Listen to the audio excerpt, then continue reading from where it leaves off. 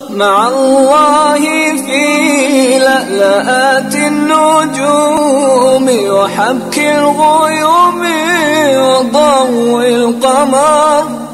ہم جب طالب علم تھے اور یونیورسٹی جایا کرتے تھے تو راستے میں باغات اور کھیتوں کا ایک طویل سلسلہ تھا۔ واپسی پر سخت گرمی کے باعث ایک ناریل کے باغ میں کچھ دیر ٹھہر کر خود کو تازہ دم کرتے اور پھر چل دیتے۔ اب 16 کلومیٹر کے راستے میں نہ کوئی کھیت ہے نہ ہی کوئی سرسبز و شاداب باغ، ہر طرف فلیٹوں کا جنگل، بازاروں کا رش ہے، ہر طرف آلودگی، شور اور بے ہنگم ٹریفک۔ ماحولیات کے اصل دشمن ہم خود بن گئے ہیں۔ درختوں کے جیسے ہم دشمن ہو گئے ہیں۔ ہمارے مذہب نے ہمیں درخت لگانے کی ہدایت کی اور ترغیب دلانے کے لیے اسے صدقہ جاریہ قرار دیا، جس کا اجر و ثواب جاری و ساری رہے گا۔ جن لوگوں نے یہ درخت لگائے تھے، یہ درخت جب تک رہے انہیں اس کا اجر ملتا رہا، لیکن جب کسی ظالم نے غیر ضروری طور پر انہیں کاٹا ہوگا تو اس شخص پر ظلم کیا ہوگا جس کا یہ سلسلہ ثواب منقطع ہوگا اور اپنے لیے گناہ کا بوجھ لاد لیا۔ ایک بوڑھا شخص ایک ایسے میدان میں چھوٹا سا پودا لگا رہا تھا جہاں سے کسی کا گزر نہیں ہوتا تھا۔ یہ شخص دن میں 2 بار پودے کو پانی دے کر اس کی پرورش کر رہا تھا۔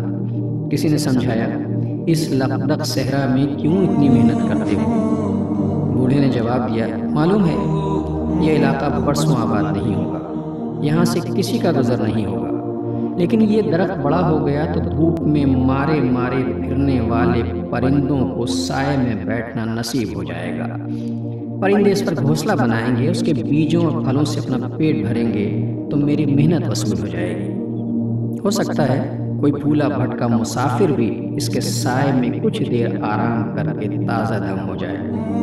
اس بوڑھے شخص نے بتایا کہ اس نے اپنے باپ سے ایک حدیث مبارکہ سنی تھی جس کا مفہوم یہ تھا کہ مسلمان جب بھی کوئی پودا لگاتا ہے یا کھیتی بوتا ہے اور پھر اس میں سے کوئی انسان یا جانور یا کوئی اور چیز کھاتی ہے تو اسے ضرور اجر ملتا ہے۔ اسلام دین فطرت ہے اور ایک فطری ماحول برقرار رکھنے کی ترغیب دیتا ہے۔ درخت جہاں سایہ فراہم کرتے ہیں وہیں پرندوں کے مسکن بھی بنتے ہیں۔ آج بڑے شہروں کی صورتحال یہ ہے کہ درخت نہ ہونے کی وجہ سے پرندے بجلی کے تاروں اور عمارتوں کی چھجوں پر قیام کرتے ہیں۔ الصبح پرندوں کے چہچہانے سے جو مسحور کن ماحول بنتا ہے، شہر والے اس نعمت سے محروم ہو چکے ہیں۔ ہریالی دیکھنے سے آنکھوں کو جو توانائی اور دل کو جو فرحت میسر آتی تھی وہ محض خیال بن گئی ہے۔ پرندے صبح سویرے اپنے رب کی تسبیح کرتے ہیں۔ شہروں کے لوگ پرندوں کو دیس نکالا دے کر اس سے بھی محروم ہو گئے۔ درخت آکسیجن فراہم کرنے اور کاربن ڈائی آکسائڈ جذب کر کے ماحول کو تازگی فراہم کرتے ہیں، وہ اب میسر نہیں ہے۔ یہی وجہ ہے کہ معصوم بچوں کی آنکھوں پر چشمے لگ گئے اور ہر دوسرا شخص دل کا مریض بن گیا۔ آلودگی جو بڑھ گئی، پرفضا ماحول مفقود ہو گئے۔ ہم نے اپنے دین کی تعلیمات سے صرف نظر کر کے جو نقصان اٹھائے ان پر کبھی غور ہی نہیں کیا۔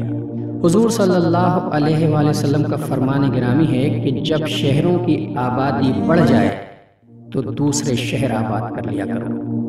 اس حدیث مبارکہ میں ٹاؤن پلاننگ اور اس کے نتیجے میں پیش آنے والے مسائل کا حل موجود ہے۔ معاشرتی مسائل شہروں کی آبادی بڑھنے سے پیدا ہوتے ہیں، جن میں جرائم، ٹرانسپورٹ کے مسائل، سیوریج اور پانی جیسے بنیادی مسائل، ان سب کا تعلق آبادی کے تناسب سے ہے۔ آج ہم ایسے ہی مسائل سے دوچار ہیں جن کا حل صرف ایک حدیث مبارکہ میں سکھا دیا گیا۔ اچھی اور صحت مند زندگی گزارنے کے لیے خوشگوار اور صاف ستھرا ماحول درکار ہوتا ہے۔ اسلام ماحول کو آلودہ کرنے سے منع کرتا ہے۔ راستے سے تکلیف دہ چیز کو ہٹا دینے کی ہدایت حضور صلی اللہ علیہ وسلم نے فرمائی تاکہ آمد و رفت میں دقت نہ ہو۔ ہم فٹ پاتھوں پر تجاوزات قائم کر کے پیدل چلنے والوں کے لیے مشکلات پیدا کرتے ہیں۔ کیا یہ گناہ نہیں ہے؟ ہم نے جا بجا درخت کاٹ کر قدرتی ماحول کو آلودہ ماحول میں تبدیل کر دیا ہے۔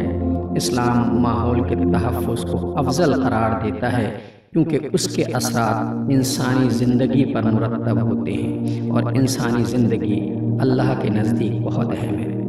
معاشرے کو ہر قسم کی آلودگی اور ہر قسم کے فساد سے محفوظ رکھنا ہر مسلمان کا سماجی فریضہ ہے جو دین اسلام نے اس پر عائد کیا ہے۔ کیا نے کبھی اس بارے میں غور کیا کہ ہم کتنے ماحول دوست ہیں؟